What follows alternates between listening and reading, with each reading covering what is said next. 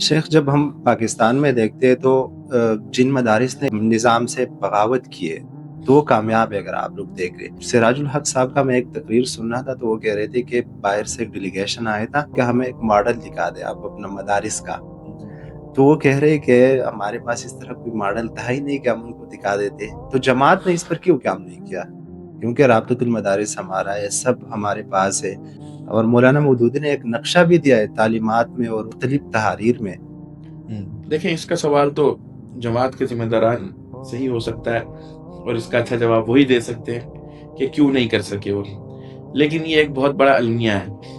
کسی بھی فکر کے جو نمائندے یا کسی بھی فکر کے ترجمان ہیں، وہ اگر یا اپنے دور کے اندر اس کو زندہ نہ کر پائیں اور وہ اسی حاشیے پر حاشیہ لگائے جا رہے ہوں، تو یہ بہت بڑی ناکامی اور بہت بڑا سوال نشان ہے. یعنی مولانا مودودی جیسی عظیم شخصیت، مولانا مودودی جیسا بڑا مفکر ہر ایک کو دستیاب نہیں ہوتا. یعنی دو شخصیات جو ہمارے یہاں پر گزری ہیں بر صغیر کے اندر بعد کے ادوار میں، ان میں نظام تعلیم پر جو بہت زیادہ کام جن جن شخصیات نے کیا ہے یا بہت زیادہ اصلاحات کی تجویزیں بھی دی ہیں، ایک مولانا مودودی رحمہ اللہ ہے، دوسری علی میاں ندوی رحمہ اللہ، مولانا ابو الحسن ندوی رحمہ اللہ جیسی شخصیات. میں کہتا ہوں کہ یہ دونوں شخصیات جو ہیں، ہمارے مدارس کے جو طلباء ہیں ان کو یہ سمجھ لینا چاہیے کہ ان دونوں کا جو آپس میں تعلق ہے وہ تکامل کا ہے. یعنی ایک شخصیت دوسری شخصیت کو مکمل کر رہی ہوتی ہے. یعنی ایک طالب علم کے لیے لازمی ہے کہ وہ ان دونوں شخصیات کو سمجھے.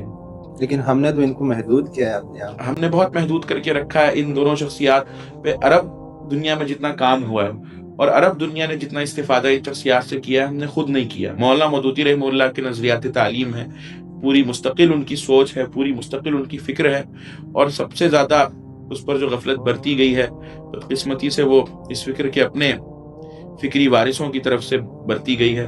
اس کے بہت سارے الگ عوامل بھی ہیں اور اس کے بہت سارے اسباب بھی ہیں کہ کیا وجہ ہوئی کہ اتنے بڑے مفکر کی فکر کو اس دور کے اندر اس دور کے تقاضوں کے مطابق آگے نہیں بڑھایا جا سکا. بلکہ ویسٹ میں آپ دیکھ لیں کہ جتنے ہی بڑے بڑے مفکرین ان کے پاس ہیں، انہوں نے اپنے اپنے مفکرین کی فکر پہ باقاعدہ تھنک ٹینک بنائے ہیں. باقاعدہ جتنے بھی بڑی بڑی شخصیات ویسٹ کے پاس ہیں، ان کی 2-4 کتابیں ہیں ٹوٹل، یا 2-4 موضوعات پہ کام کیا. لیکن اس فکر کے جو ترجمان ہیں، انہوں نے ان 2-4 کتابوں سے ہی اصول الگ کیے ہیں، آئیڈیاز بالکل الگ کیے ہیں.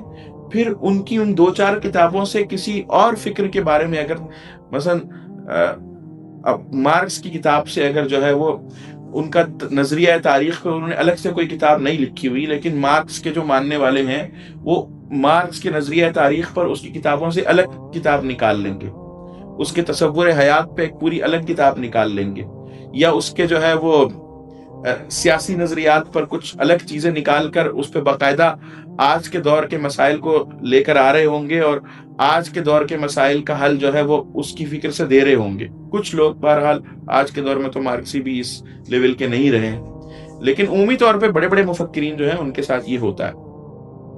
مولانا رحمہ اللہ کی ابھی تک جو ہے وہ کتابیں ہیں جو وہ خود بھی ان پر بہت سا کام ابھی ہونا باقی ہے. مولانا کا فکری کام جو ہے اس میں ابھی بہت ساری تشنگی ہے جس پہ کام ہونا چاہیے. مولانا کے تعلیمی نظریات پر عملی طور پر ادارے وجود میں آئے.